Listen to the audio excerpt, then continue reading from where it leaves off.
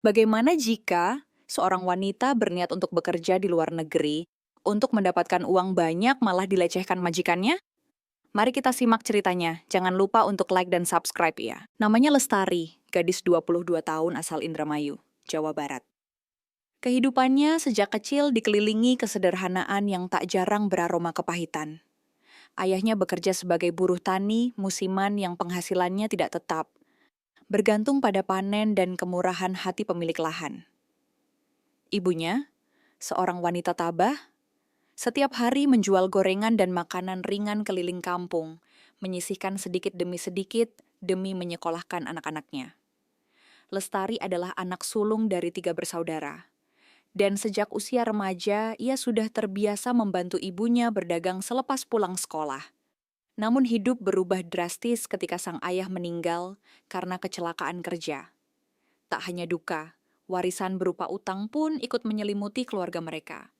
Lestari berhenti sekolah, membantu penuh waktu. Tapi hasilnya tak pernah cukup. Di tengah segala kesempitan itu, ia mulai mendengar kabar dari tetangga-tetangganya tentang pekerjaan sebagai tenaga kerja wanita, TKW di luar negeri. Gaji besar, tempat tinggal disediakan, dan peluang untuk menabung demi masa depan. Dengan restu setengah hati dari ibunya, ia mendaftar melalui agen penyalur kerja. Setelah pelatihan singkat dan dokumen lengkap, ia berangkat ke Arab Saudi. Dalam hati, Lestari hanya punya satu tujuan, menyelamatkan keluarganya dari kemiskinan dan utang yang mencekik. Tapi ia tak pernah tahu bahwa tanah asing yang dijanjikan sebagai ladang emas itu menyimpan bayangan gelap yang perlahan mengintainya.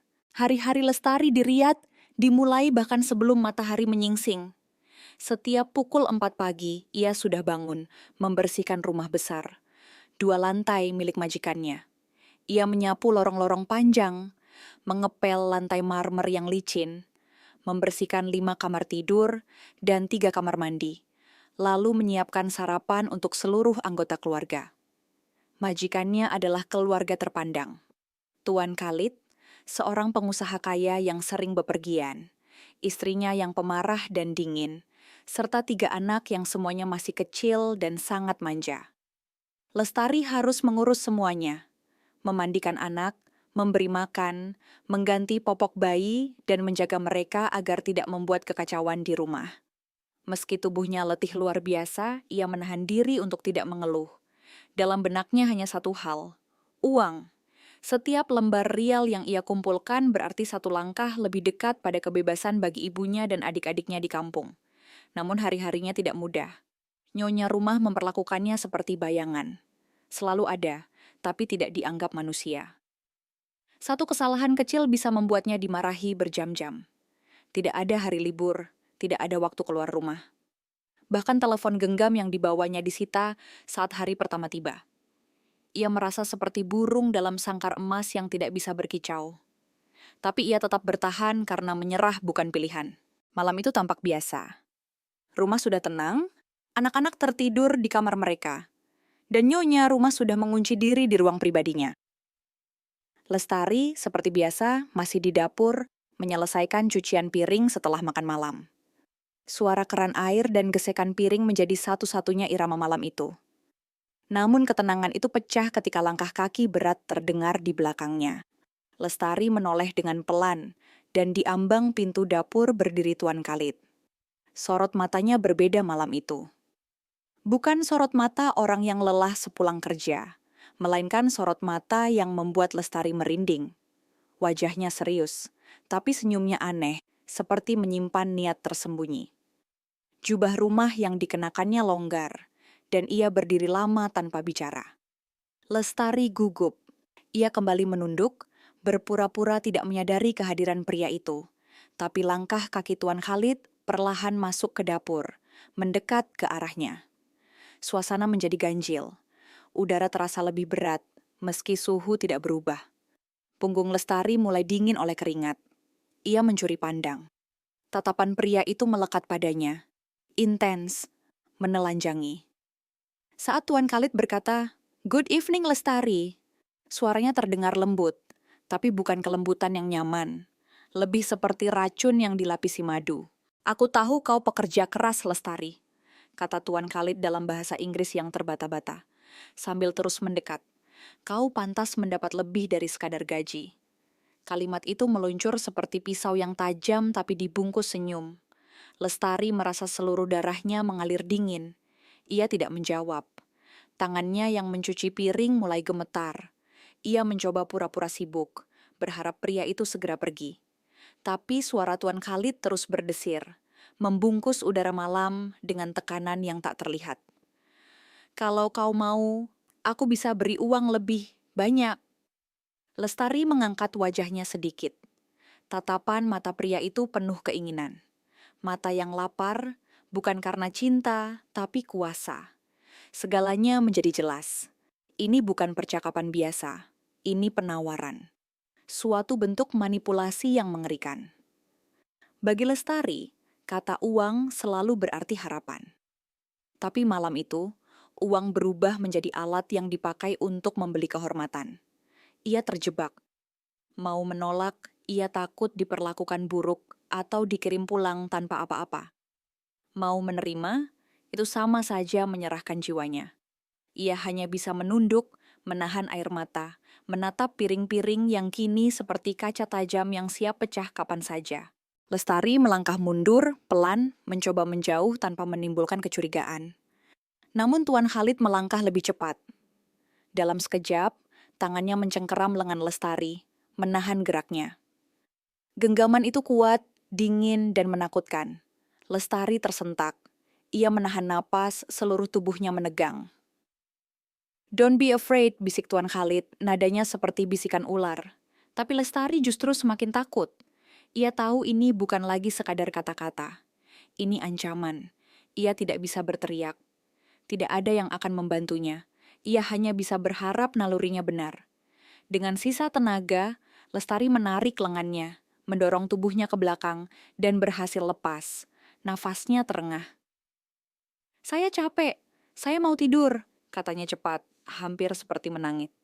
Lalu ia membalik tubuh dan lari ke arah kamarnya. Begitu masuk, ia mengunci pintu dengan gemetar. Tubuhnya bersandar di balik pintu, dada naik turun, air mata akhirnya jatuh. Dalam kesunyian malam riat, Lestari menyadari satu hal. Di negeri orang, kehormatan seorang perempuan bisa diuji bahkan di balik tembok rumah yang terlihat aman. Ia tidak tahu apa yang akan terjadi besok. Tapi malam ini, ia telah menyelamatkan dirinya, meski hanya sementara. "Aku bisa memberimu 5 kali lipat gaji," bisik Tuan Khalid. Matanya tak lepas dari wajah Lestari yang pucat. "Bayangkan, Ilibdiwaki. 5 bulan kerja bisa kau dapatkan dalam 1 malam." Kalimat itu meluncur dengan manis, tapi bagi Lestari, seperti paku yang dihujamkan perlahan ke dalam dada. Ia terpaku di tempat, tubuhnya membeku, seolah seluruh otot dan darah berhenti bekerja. 5 kali gaji, itu berarti cukup untuk membayar utang ibunya, cukup untuk menyekolahkan adik bungsunya, cukup untuk memperbaiki rumah yang dindingnya sudah bolong. Tapi bukan ini cara yang ia impikan. Lestari bukan gadis polos yang tak paham dunia. Ia tahu harga dari tawaran itu bukan sekadar tubuh, tapi harga diri, martabat, bahkan mungkin masa depannya. "Tidak perlu ada kontrak, tidak akan ada yang tahu," lanjut pria itu, selangkah lebih dekat. Tatapannya menyusup seperti bayangan di lorong gelap. Lestari menelan ludah, matanya mencari jalan keluar. Tapi ia tahu, ini bukan tentang pintu, ini tentang kekuatan hati. Apa yang akan ia pilih malam ini bisa jadi menentukan sisa hidupnya. Menjadi korban atau menjadi perempuan yang berdiri tegak, meski dalam gemetar. Napas Lestari tercekat. Ia merasa seperti sedang berdiri di tepi jurang. Dan suara Tuan Khalid adalah bisikan lembut yang mencoba mendorongnya jatuh. Di dalam pikirannya, wajah ibunya melintas. Lelah, cemas, menahan sakit karena utang dan penyakit yang tak pernah benar-benar diobati. Ia tahu betul bagaimana rasanya lapar tanpa bisa membeli beras, atau meminjam uang dengan jaminan barang dapur. Tawaran itu menggoda, sangat menggoda. Tapi suara hatinya lebih keras dari godaan. Ini bukan yang dia mau. Ia datang ke negeri orang untuk bekerja, bukan untuk menjual harga diri. Ia ingin pulang dengan kepala tegak, bukan dengan luka yang tak bisa dilihat. Jari-jarinya menggenggam kuat sisi meja dapur, mencoba mencari pegangan di tengah badai batin. "Tuan," katanya dalam hati, "saya di sini bukan untuk ini." Tapi lidahnya terasa berat. Dunia terasa hening, hanya suara detak jantungnya yang menggema di kepala. Dalam sunyi itu, Lestari menyadari, ia sedang diuji. Tidak oleh pekerjaan, bukan oleh lelah, tapi oleh kuasa yang mencoba membeli kehormatannya. "Aku cuma pembantu, Tuan," ucap Lestari pelan, tapi nadanya kali ini lain. Ada ketegasan di dalamnya, seperti dinding rapuh yang tiba-tiba mengeras. Ia menatap mata pria itu dengan berani, meski seluruh tubuhnya masih gemetar. Tuan Khalid sempat terdiam, seolah terkejut oleh keberanian yang muncul dari gadis yang selama ini pendiam. Wajah pria itu berubah, senyum licik yang semula mengembang kini lenyap, tergantikan oleh tatapan penuh tekanan.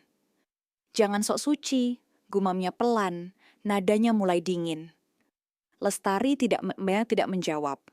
Ia tahu satu kesalahan bisa membuatnya kehilangan lebih dari yang bisa ia bayangkan. Tapi ia juga tahu, diam dan tunduk tidak selalu membawa keselamatan.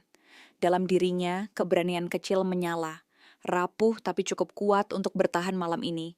Ia menarik napas dalam lalu berkata sekali lagi, "Maaf Tuan, saya cuma ingin bekerja." Kalimat itu seperti tamparan bagi pria itu. Tuan Khalid menyipitkan mata, dan untuk pertama kalinya sejak ia masuk dapur, Lestari melihat bayangan kekecewaan dan marah bercampur jadi satu. "Tidak ada yang akan tahu," kata Tuan Khalid lebih pelan. Suaranya kini seperti racun yang menyusup dalam udara. "Istriku sedang di Jeddah, anak-anak sudah tidur. Rumah ini hanya milik kita malam ini." Ia mendekat lagi, seolah mencoba menutup celah antara mereka. Lestari mundur satu langkah, lalu satu lagi. Tapi ia tahu, bukan jarak fisik yang harus ia pertahankan, melainkan jarak harga diri. Pikirannya berputar cepat. Rumah ini besar, tapi tak ada tempat aman. Semua pintu bisa dibuka dari luar, kecuali satu, pintu kamar kecilnya. Nafasnya mulai memburu. Tuan Khalid menyadari kegugupannya, dan mulai tersenyum lagi. Senyum yang membuat darah Lestari membeku. "Kau hanya perlu bilang ya. Semua selesai dalam beberapa menit. Setelah itu, kau bebas minta apa saja." Lanjutnya, seolah godaan ini adalah berkah. Tapi bagi Lestari, itu adalah jebakan. Ia tahu, tak ada yang gratis dari pria seperti itu. Jika ia menyerah malam ini, tak akan ada batas lagi. Ini bukan tawaran sekali. Ini adalah awal dari kehancuran. Lestari tak menunggu lagi. Ia berbalik cepat, seperti dihantam petir, dan berlari menuju koridornya. Kakinya nyaris tersandung di karpet, tapi ia tak berhenti. Dalam detik-detik itu, yang ia pikirkan hanya satu, selamatkan dirimu. Nafasnya memburu, jantungnya berdetak keras seolah berdentum di seluruh dada dan telinga. Ia sampai di kamarnya, membuka pintu dengan tangan gemetar, lalu menguncinya rapat-rapat dari dalam. Tubuhnya bersandar ke pintu, terjatuh perlahan ke lantai. Tangisnya pecah tapi tidak keras. Hanya isakan tertahan yang merobek dada. Dunia luar hening, tapi dunia dalam dirinya porak-poranda. Ia tahu malam ini bukan malam biasa. Ini malam yang bisa mengubah hidupnya. Jika ia sedikit saja tergoda, mungkin sekarang ia tidak lagi memegang kendali atas dirinya. Tapi ia memilih lari, ia memilih bertahan. Meski ketakutan, ia menang. Malam itu, Lestari menjadi perempuan paling kuat di rumah besar itu. Bukan karena ia menguasai siapapun, tapi karena ia berhasil menguasai dirinya sendiri. Pagi harinya, Tuan Khalid muncul di meja makan dengan wajah datar, seolah malam kemarin tidak pernah terjadi. Ia menyapa Lestari dengan senyuman tipis yang pura-pura ramah. Tapi tatapan matanya tetap sama, dingin dan menekan. Lestari hanya menunduk, berusaha menghindari kontak mata. Namun, meski tak berkata apa-apa, pria itu selalu memperhatikannya. Saat ia menyajikan sarapan, saat ia menyapu lantai, saat ia mencuci baju di halaman belakang, selalu ada tatapan itu. Mengikuti seperti bayangan hitam yang tak bisa dibuang di siang bolong. Bahkan saat ia merasa sendirian di dapur, ia bisa merasakan kehadiran mata yang mengawasi. Itu bukan sekadar rasa takut. Itu adalah perasaan terjebak. Seperti seekor burung kecil dalam sangkar kaca. terlihat rapuh dan tanpa jalan keluar. Lestari jadi lebih pendiam, lebih kaku dalam setiap gerak. Senyum yang dulu ia pakai untuk menutupi lelah, kini benar-benar hilang dari wajahnya. Ia merasa sendiri, sangat sendiri, meski dikelilingi orang. 3 hari berlalu, tapi bayang-bayang malam itu tidak pernah benar-benar hilang. Bahkan semakin menghimpit, mengikat Lestari dalam tekanan yang tak terlihat tapi nyata. Yang membuat semuanya lebih mencekam adalah cara Tuan Khalid mulai bertindak. Ia perlahan mengurangi beban kerja Lestari, bukan untuk kebaikan, tapi agar ia punya lebih banyak waktu mengawasi. Beberapa pekerjaan rumah diserahkan pada ART lain yang datang seminggu sekali, dan Tuan Khalid mulai menyuruh Lestari duduk lebih lama di ruang tamu. "Kau tak perlu terlalu lelah, Lestari," katanya, seperti seorang majikan yang perhatian. Tapi Lestari tahu ini bukan bentuk kebaikan, ini bentuk penjajahan perlahan. Setiap kali ia duduk, pria itu duduk lebih dekat. Setiap kali ia diam, Tuan Khalid mengisi kesunyian dengan obrolan-obrolan basa-basi yang membuat kulit Lestari merinding. Ia merasa seperti mangsa yang sedang dijinakkan sebelum diterkam. Rumah yang besar dan mewah itu kini menjadi penjara sunyi yang memperlambat waktu. Tak ada tempat aman, bahkan siang hari tak mampu menenangkan pikirannya. "Aku ingin kau menemaniku minum teh tiap malam," ucap Tuan Khalid suatu sore, saat matahari mulai merunduk di balik jendela kaca. Nadanya tidak lagi sopan, ada paksaan di balik tiap kata. "Anggap saja bagian dari pekerjaan barumu." Lestari diam. Ia menggigit bibir, mencoba menahan gemetar yang perlahan menyusup dari ujung kaki hingga tengkuk. Ia ingin menolak, ingin berteriak. Tapi suaranya tertelan ketakutan yang telah tumbuh jadi monster dalam dirinya. Ia tahu, penolakan terang-terangan bisa membuat segalanya lebih buruk. Tapi menerima berarti membuka celah baru bagi pria itu. "Teh saja," batinnya mencoba menenangkan. Tapi ia tahu, bukan teh yang diincar. Tuan Khalid ingin menghapus batas, mengikis perlahan pertahanan yang tersisa. Dan setiap malam yang ia turuti akan jadi bukti bahwa Lestari sudah masuk perangkap. Lestari merasa sendirian dalam permainan yang tak ia pahami aturannya. Tidak ada yang bisa ia ajak bicara. Tidak ada yang bisa ia minta tolong. Malam kini bukan lagi waktu istirahat, melainkan waktu paling berbahaya dalam hidupnya. Putus asa, Lestari mencoba menghubungi agen penyalur tenaga kerja. Ia menunggu waktu ketika rumah sepi, dan dengan tangan gemetar, ia mengetik nomor itu dari buku kecil yang disimpan di bawah baju-baju lamanya. Tapi panggilan pertama tak terangkat. Ia mencoba lagi, 2 kali, 3 kali, tapi tak ada balasan. Ia mencoba mengirim pesan pendek, berharap ada jawaban. Tapi hingga malam menjelang, tak ada satupun respon. Seolah dunia juga ikut memaksanya untuk diam. Saat harapan kecil itu padam, perasaan terjebak makin menjadi-jadi. Ia menyadari, ia benar-benar sendirian. Tidak ada jalur hukum yang mudah, tidak ada pelindung dalam rumah itu. Ia mulai mempertanyakan semua keputusan. Kenapa ia berangkat? Kenapa ia tak mendengar saran tetangga untuk kerja di Malaysia saja? Kenapa ia percaya pada sistem yang katanya aman? Tapi yang paling menyakitkan adalah perasaan tak terlihat. Ia adalah manusia, tapi diperlakukan seperti barang, seperti boneka yang bisa diatur sesuai keinginan pemiliknya.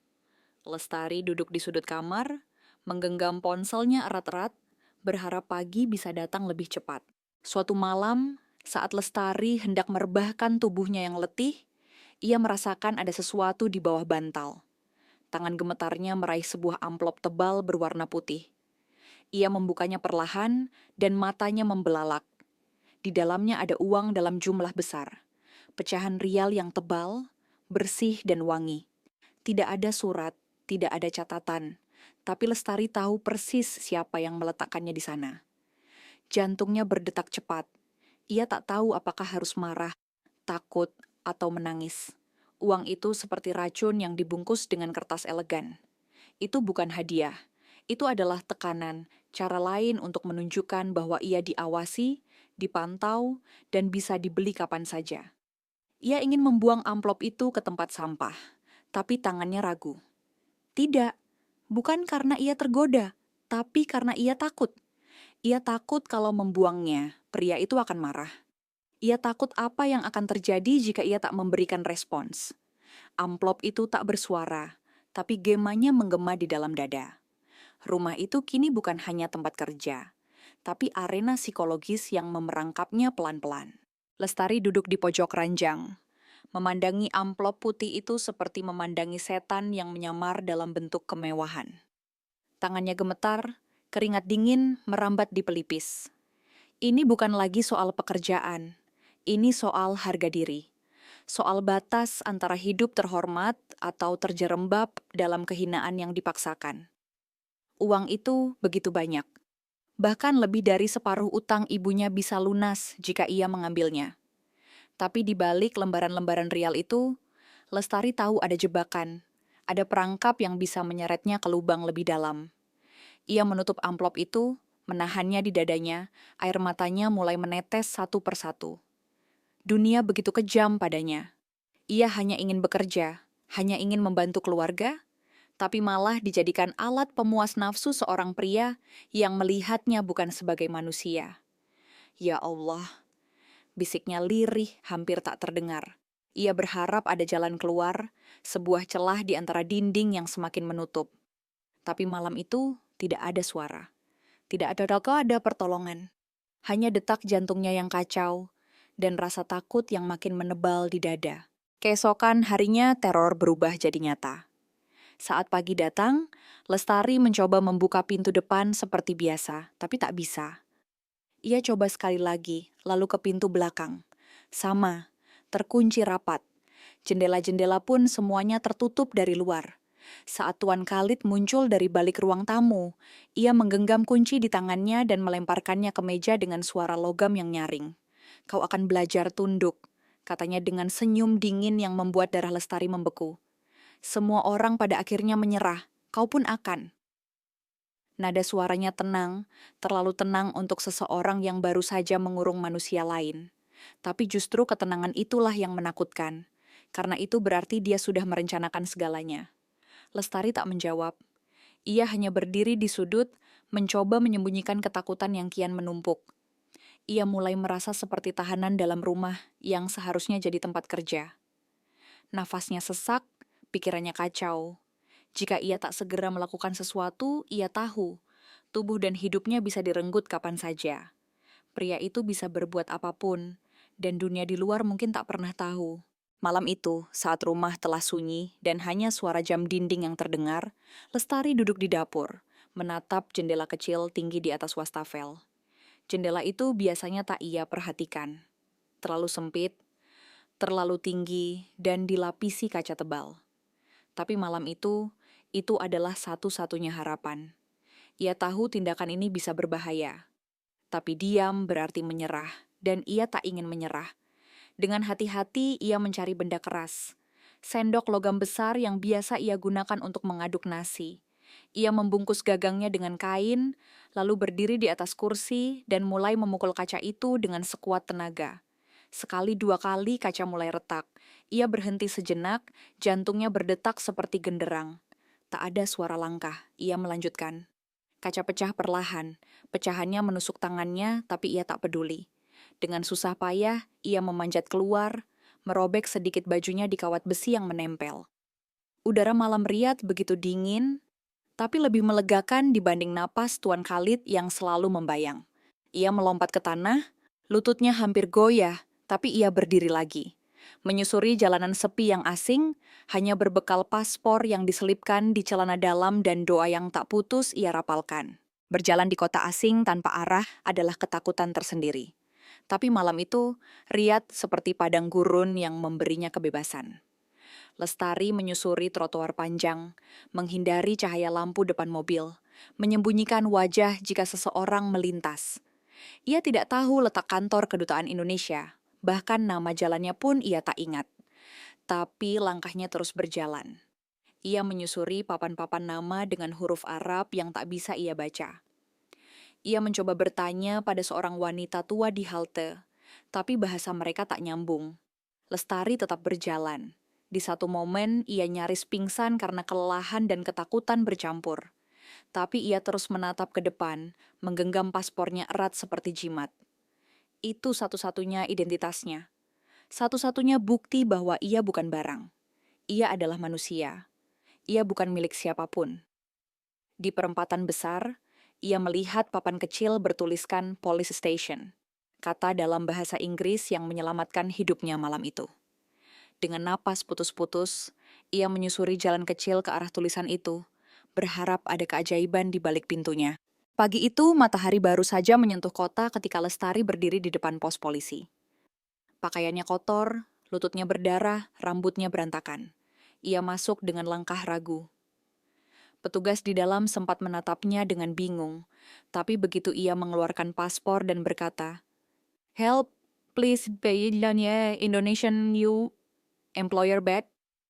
Ekspresi mereka berubah. Seorang petugas perempuan mendekat, memegang bahunya lembut, dan membawanya duduk. Lestari mulai bercerita. Dengan suara gemetar dan campuran kata-kata Indonesia, Inggris, dan bahasa tubuh, ia menjelaskan semuanya. Dari godaan, tekanan, amplop uang, hingga kaburnya ia semalam. Petugas itu mencatat, menelepon seseorang, dan menghidangkan air hangat padanya. Untuk pertama kalinya sejak 2 bulan, Lestari merasa dilihat, dihargai. Ia tahu jalan ke depan masih panjang, masih banyak luka yang belum sembuh. Tapi satu hal yang ia pegang teguh pagi itu, ia telah memilih martabatnya. Bukan uang, bukan ketakutan. Ia memilih menjadi manusia, utuh, walau dengan luka dan trauma yang mungkin akan tinggal lama. Tapi setidaknya ia telah selamat, dan ia tak sendiri lagi.